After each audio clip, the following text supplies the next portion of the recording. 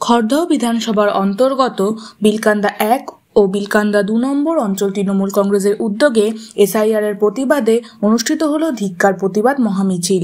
বিলকান্দা 1 নম্বর গ্রাম পঞ্চায়েতের অফিসের সামনে থেকে মুড়াগাছা কল্যাণী রোড পর্যন্ত উক্ত ধিক্কার প্রতিবাদ মহামিছিল অনুষ্ঠিত হয়। এই মিছিলে উপস্থিত ছিলেন রাজ্যের কৃষিমন্ত্রী তথা খড়দহ বিধানসভার বিধায়ক শোভনদেব চট্টোপাধ্যায়।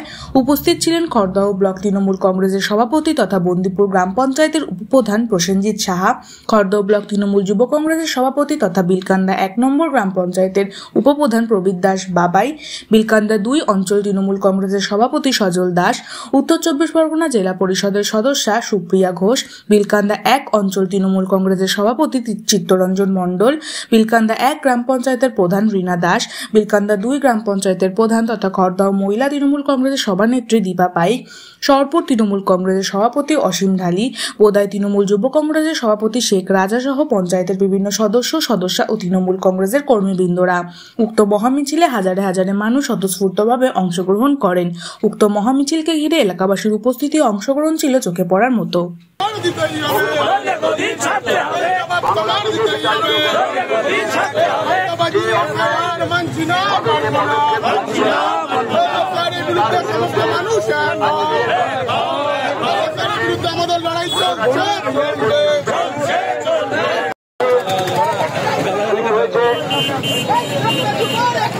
সবাইকে অনুরোধ করছি, দয়া করে ব্যানারটা ছেড়ে দিন, ব্যানারের সামনেটা ছেড়ে দিন, ব্যানারের পেছনে চলে যান, ব্যানারটার সামনে ছেড়ে দিন, ব্যানারটা ছেড়ে দিন। আমাদের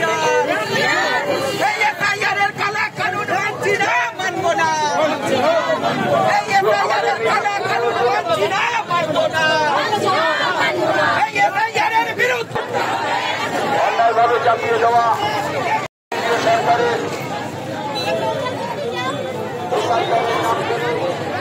সারা বাংলাকে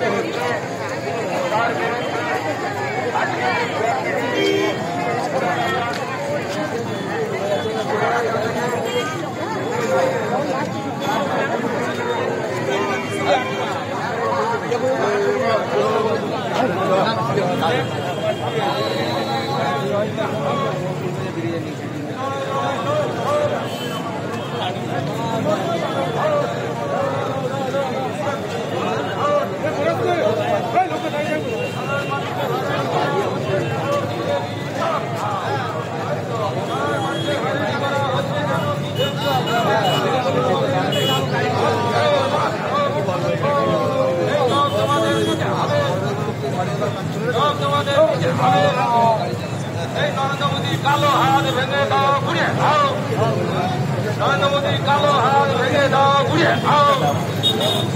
বন্দে মাতরম, বন্দে মাতরম। বিজেপি হুঁশিয়ার, বিজেপি হুঁশিয়ার, রাজপথে তৃণমূল বিজেপি হুঁশিয়ার, রাজপথে তৃণমূল বিজেপি হুঁশিয়ার।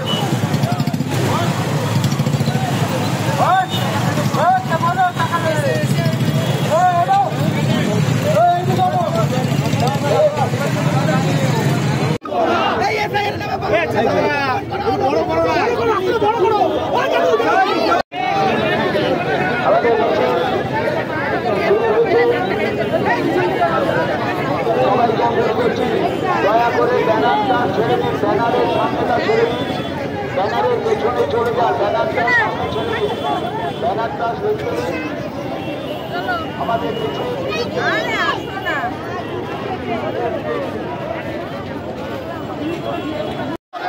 এসআইআরের বিরুদ্ধে লড়তে হবে, এসআইআরের বিরুদ্ধে লড়তে হবে, এসআইআরের বিরুদ্ধে আমাদের লড়াই চলছে।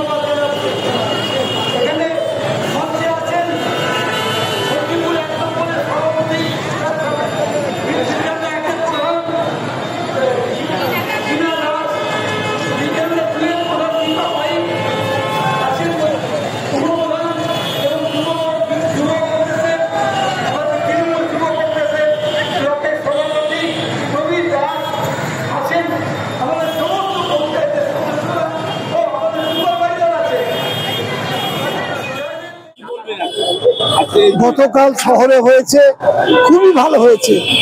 আজকে গ্রামে আমার বিলকান্ত দুয়ের মিছিল হলো, খুবই ভালো হয়েছে, খুব ভালো হয়েছে। পাতুলিয়া এবং মন্দিরের যে মিছিলটা অসম্ভব বড় হয়েছে, দীর্ঘ সময় লেগেছে আসতে, খুব ভালো হয়েছে। অর্থাৎ মানুষের একটা স্বতঃস্ফূর্ত প্রতিবাদে অংশগ্রহণ করার ইচ্ছা, এটা এই যে মিছিলে আসাটা কেন, তীব্র ক্ষোভ মানুষের মনের মধ্যে, তীব্র একটা ধিক্কার যে কেউ শুভেন্দু অধিকারী, কেউ ওদের দলের নেতারা, তারা আগে থেকে বলে দিচ্ছে 1 কোটি 25 লক্ষ লোকের নাম বাদ দেবো আমরা, কিভাবে বলছেন তারা। আমরা মনে করি এটা হচ্ছে নরেন্দ্র মোদীর, মানে ভারতবর্ষের প্রথম স্বৈরাচারী প্রধানমন্ত্রী,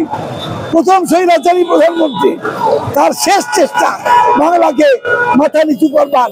আমরা বলে দিচ্ছি, বাংলার মানুষ স্বাধীনতা সংগ্রাম থেকে শুরু করে যে কোনো লড়াইতে দেখিয়ে দিয়েছে, দিল্লির প্রধানত বাঙালি হয় না, বাংলার প্রধানত হতে পারে লোকে, দিল্লির প্রধানত কেউ হয় না। সেটা আমরা প্রমাণ করে দেবো আর একবার এই বাংলার মাটিতে, মুখ্যমন্ত্রী মমতা বন্দ্যোপাধ্যায় এবং অভিষেক বন্দ্যোপাধ্যায়।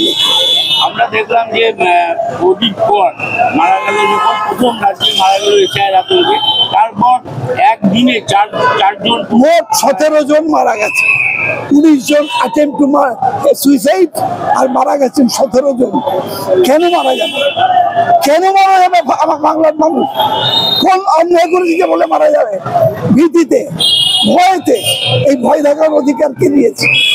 এই ভয় থাকার অধিকার কে দিয়েছে? তাই আমাদের আজকে লড়াইটি খুব বড় লড়াই, এই লড়াইতে আমাদের জিততেই হবে। তো আমার বিশ্বাস আমরা এই লড়াইতে জিতবো। এই সংকটের দিনে বাঙালিদের কি বার্তা দেবেন? বাঙালিদের এই যে রবীন্দ্রনাথ সম্পর্কে যে কথাবার্তাগুলো বলছে এরা, রবীন্দ্রনাথকে বলছে ব্রিটিশকে তোষামত করার জন্য লিখেছিলেন। দেশের স্বাধীনতার 75 বছর পার হয়ে গেছে। এই 75 বছর ধরে আমরা জনগণ গেয়েছি, ন্যাশনাল অ্যান্থেম এইটা আমাদের স্বীকৃত, সেইটাকে নিয়ে আজকে নতুন করে নোংরামি করছে। এটা হচ্ছে স্বৈরাচারী শাসক, কোনো বিরোধিতা সহ্য করতে পারে না, কোনো প্রতিবাদ সহ্য করতে পারে না। আর বাঙালি তারা প্রতিবাদ করতে জানে, অন্যায়ের বিরুদ্ধে রুখে দাঁড়াতে জানে, তাই তারা যে ভয় পাচ্ছে আমাদের।